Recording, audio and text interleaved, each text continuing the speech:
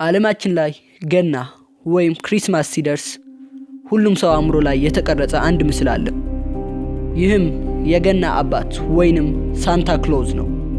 ይህ የገና አባት ከኛ ባህል ጋር የማይገናኝ ቢሆንም ሁላችንም ገናን ወይንም ክሪስማስን ሲናስብ አእምሯችን ላይ ከሚመጡ ነገሮች አንድ ነው። ግን ይህ የገና አባት ወይንም ሳንታ ክሎዝ ማን ነው? ከሱ በስተጀርባ ያለው አስገራሚ ታሪክስ ምንድነው?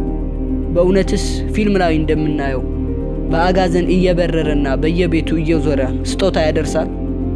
ይህ ጥያቄ ለብዙዎቻችን እንቆቅልሽ ሆኖ የቆየ ጥያቄ ነው። ግን ዛሬ በዚህ ቪዲዮ ሁሉንም ነገር በግልጽ የምነግራችሁ ይሆናል። ስለዚህ ሁላችሁም ሰብስክራይብ እና ላይክ በማድረግ ለሚቀጥሉት ደቂቃዎች ከኔ ጋር ቆዩ። ይህ ሁላችንም በፊልም እያየን የምንጃጃልበትና በገና ዕለት በአጋዘን እየበረረ በየቤቱ ስጦታ ያደርሳል ብለን የምናስበው የገና አባት ከ1931 እንደ አውሮፓውያን አቆጣጠር በፊት እንዳልነበረ ብነግራችሁስ? አዎ፣ የገና አባት የሚባለው ነገር በ1931 እንደ አውሮፓውያን አቆጣጠር በኮካ ኮላ ለቲቪ ማስታወቂያ ተብሎ የተፈጠረ የፈጠራ ወይንም ኢማጂነሪ ካራክተር ነው። በ1920ዎቹ እንደ አውሮፓውያን አቆጣጠር ኮካ ኮላ አንድ ትልቅ ችግር ነበረው። ያም በቀዝቃዛው የክረምት ወቅት ማንም ኮካ የመጠጣት ፍላጎት አልነበረውም። ያም የኮካ ኮላ ሽያጭ ላይ አሉታዊ ተጽዕኖ ያሳድር ነበር። ስለዚህ ኮካ ኮላ ይህንን ችግር ለመፍታትና ኮካ በሁሉም ወቅት ተወዶ እንዲጠጣ ለማድረግ አንድ የማርኬቲንግ ስትራቴጂ ፈለሰፈ። ሐሳቡ የተፈለሰፈው በ1931 በአርቲስት ሃደን ሳንድብሎም ሲሆን ሐሳቡም አንድ ሙሉ ቀይ ኮት የለበሰና ትልቅ ፂም ያለው ሰውዬን ሳንታ ክሎዝ ወይንም የገና አባት ብሎ ጠራው። የዚህም የገና አባት ተግባር በየቤቱ እየዞረ ለልጆችና ለቤተሰቦች ስጦታ በመስጠት መልካም የገና ጊዜን እንዲያሳልፉ ማድረግ ነበር። ግን አስተውሉ፣ ይህ ሁሉ በአንድ አርቲስት የተፈለሰፈ ሐሳብ እንጂ እውነታው አልነበረም። እውነታው ይህን ሐሳባዊና የተፈለሰፈ የገና አባት በኮካ ኮላ ቴሌቪዥን ማስታወቂያዎች ላይ በማሳየት የኮካ ኮላን ገቢ በእጥፍ መጨመርና በክረም ወቅትም ቢሆን ኮካን ተወዶ እንዲጠጣ ማድረግ ነበር። የገና አባት የሚባለው የቲቪ ማስታወቂያም ለ30 ዓመታት በቲቪ ኮካ ኮላን ለማስተዋወቅ ተላለፈ። ያም የገና አባት ወይንም ሳንታ ክሎዝ በመባል የሚታወቀው ሐሳባዊ ካራክተር በሁሉም ዘንድ በዓለም ዙሪያ በገና አባትነቱ እንዲታወቅ አደረገው። እናም ኮካ ኮላ መጠጥ ከመሸጥ በተጨማሪ ክሪስማስ ወይንም ገና የሚባለውንም በዓል በኮካ ኮላ ጋር ግንኙነት እንዲኖረው ማድረግ ቻሉ። ሁላችንም ውስጥ ግን አንድ የሚያጠራጥረን ጥያቄ አለ።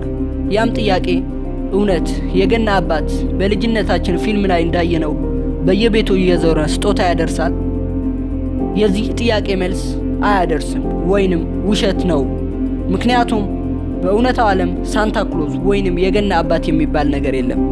የገና አባት ወይንም ሳንታ ክሎዝ በአንድ አርቲስት ኮካ ኮላን ለማስተዋወቅ የተፈጠረ ሚቲካል ፊገር ወይንም የተረት ተረት ፍጡር እንጂ በእውነታው ዓለም የሌለ ፍጡር ነው። እዚህ ጋር ሁላችሁንም ስለ ኮካ ማስታወቂያ አንድ ነገር ልጠይቃችሁ። በኮካ ኮላ የቲቪ ወይንም የሶሻል ሚዲያ ማስታወቂያ ላይ በፍጹም ስለ ጣዕሙ፣ ስላለው ካርቦኔሽኑ ወይንም የስኳር መጠን አሊያም ደግሞ ስለ አመራረቱና ያለው ድብቅ ቀመር ሰምታችሁ አታውቁ። ግን ለምን ይመስላችኋል ስለዚህ ነገር ሰምታችሁ የማታውቁ? ሐሳብና አስተያየታችሁን ኮሜንት ላይ አሳውቁኝ። በኮካ ኮላ ማስታወቂያ ላይ ብቸኛው የምናየው ነገር ቢኖር ደስታ ነው። ይህም የኮካ ጂኒየስ የሆነ የማስታወቂያ ስትራቴጂ ነው። በማስታወቂያቸው ላይ ሁሉንም የኮካ መጠጥ በጣም ከምንወዳቸው እንደነ ቤተሰብ፣ ጓደኞች እና የገና በዓል የመሳሰሉ ነገሮች ጋር ያያይዙታል። ይህም አንድ የኮካ መጠጥ ስንጠጣ ውሃና ሌሎች የማይታወቁ ኬሚካሎች እየጠጣን እንዳልሆንን እንዲሰማንና ደስታ እንድናገኝ ያስችለናል። ኮካን ዓለም ላይ ተወዳጅ እንዲሆን ያደረገው ጣዕሙ አይደለም፣ አሊያም የማይታወቀው ድብቁ ፎርሙላው አይደለም። ብቸኛው ተወዳጅ ያደረገው ነገር ቢኖር የሰዎችን ሳይኮሎጂ መረዳት መቻላቸው ነው። የተረዱት ነገር ቢኖርም የአንድን ነገር ቀለም፣ ውበት፣ በዓልና ስሜት መቆጣጠር ከቻልክ ገበያውን ልትቆጣጠረው እንደምትችል ነው። ስለዚህ ቀጣይ ጊዜ የገና አባትን ስታይ ትልቅ የማርኬቲንግ ስትራቴጂን እያየህ መሆኑን መርሳት የለብህም።